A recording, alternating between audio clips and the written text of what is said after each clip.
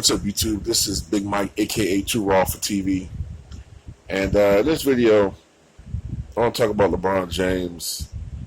Today, LeBron James's Lakers play against Michael Jordan's Charlotte Hornets. Of course, Jordan is the longtime majority owner of the Charlotte Hornets, and LeBron James, the 16-year veteran. He's 33 years old. In 2 weeks, he turns 34. And the grizzled veteran was reminiscing all the way back in 2002 when he first met Michael Jordan. And at that time, Michael Jordan was with the Washington Wizards, and LeBron James was a phenom in high school. And he said that meeting Michael Jordan was simply like meeting God when he met him for the first time. You know, he spoke about how Michael Jordan was his favorite player, an inspiration for him growing up. And so many years later, you know, LeBron James has mentioned how humbling and appreciative he is for even being mentioned along the same lines as a Michael Jordan. And while I personally don't think that he's as good as Michael Jordan, it's just my opinion, I do believe that LeBron James is one of the all-time greats, and he's a verifiable top 5 all-time player. The issue with James is that I think that in the last couple of years, I think he's become a little bit more of a stat-conscious player. Okay, I think he's very aware that fans of today look at numbers. They crunch numbers, they look at analytics, they do all these different things to try to determine who's the best player, the creme de la creme of basketball or whatever. And I do think he's chasing records. Now, unlike some people, you know, I'm not going to totally shit on LeBron James, but I do want to emphasize I think he does that, all right?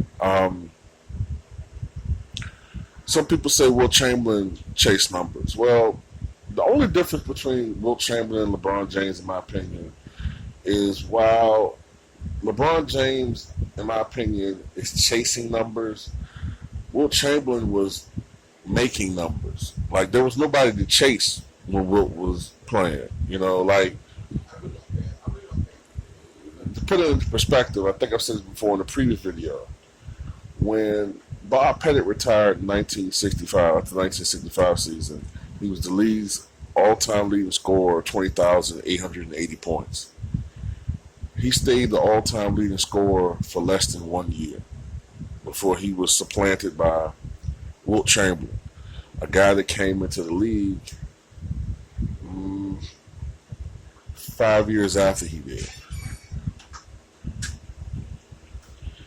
So that just shows you how dominant Wilt Chamberlain was. So Wilt Chamberlain wasn't chasing anybody. He was making all of he was creating all these records, and he was so far ahead of everybody else at that time. It was ridiculous.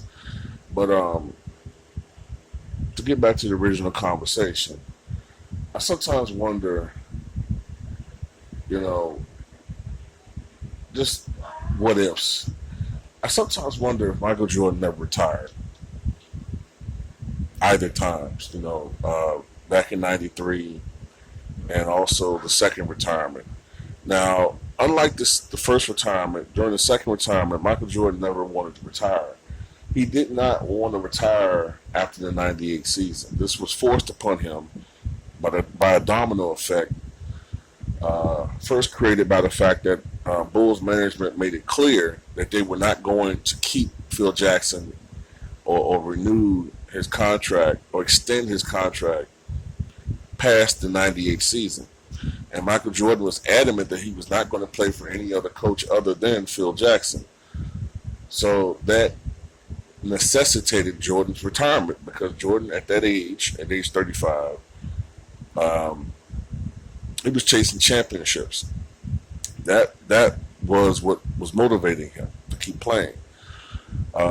Absent of Phil Jackson, you were the Bulls were going to be starting the rebuilding process, and Jordan at that point of his career did not want to be part of a rebuilding process, so he retired. And then Dennis Rodman left, and then Scottie Pippen left, and that was that. But I sometimes wonder what would have happened if that team stayed together. I think that they had just enough left, in my opinion, to win one more title in '99. Although I think I've read that Michael Jordan has stated he didn't know whether or not the 50-game schedule would be challenging enough for him. But I think they could have won one more title. Now, they wouldn't have beaten the 2000 Lakers because they would have just been too old, in my opinion.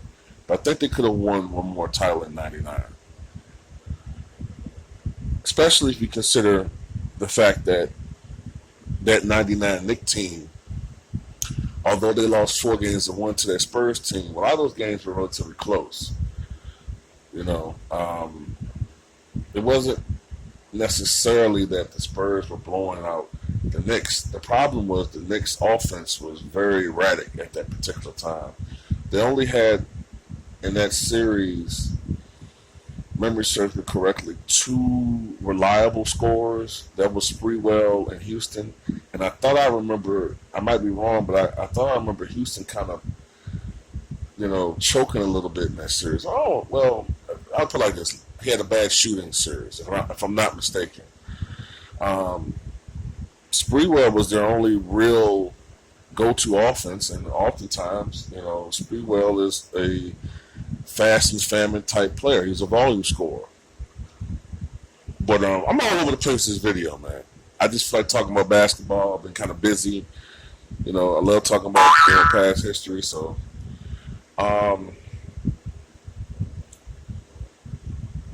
LeBron James. He's 33 years old, going on 34. I think he's realistically, I think he has about a 2 to 3 year window of winning additional championships before his decline becomes precipitous. Now, what I mean by that is Kobe Bryant in 2012 was still seen as arguably, I would say at that time, a top 2 guard maybe in the NBA, him and D Wade. By 2015, Kobe Bryant was probably one of the worst players, especially from an efficiency standpoint in the NBA. Now, I don't believe we'll ever see LeBron James shooting 32% from the floor or 35% from the floor. I think there will be an eventual deterioration in LeBron James as far as his athleticism, which we're already starting to see now, and more importantly, his speed and quickness.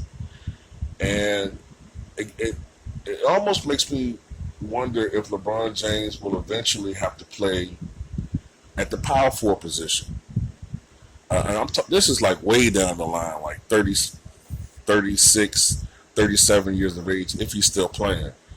You all remember when Magic Johnson came back in the NBA in the 1996 season, he was, I think Magic was, when he came to the NBA, he was about 220, I guess. When he retired, he was the first time about 225. I think Magic came back at about 255, much more bulkier. That was some of the steroid medication effects of the HIV medication he was taking, which caused a lot of them to build up muscle because HIV and AIDS has a tendency, if it progresses, to waste away muscle. So Magic was like 255. He was huge. When he played the power, he was like he was in the power forward position. So I wonder sometimes if with LeBron James' size, eventually will he play the point guard, the power forward position. But if the Lakers were to acquire a player like Anthony Davis at his age, you're building the foundation for, and I mean no disrespect to LeBron James for this, but that would be a coup because you're acquiring a player who you can build around for future dynasties. Like Anthony Davis has a prime window that can go beyond what 8 to 10 years. So that'd be a coup, a real coup if they were able to acquire Anthony Davis.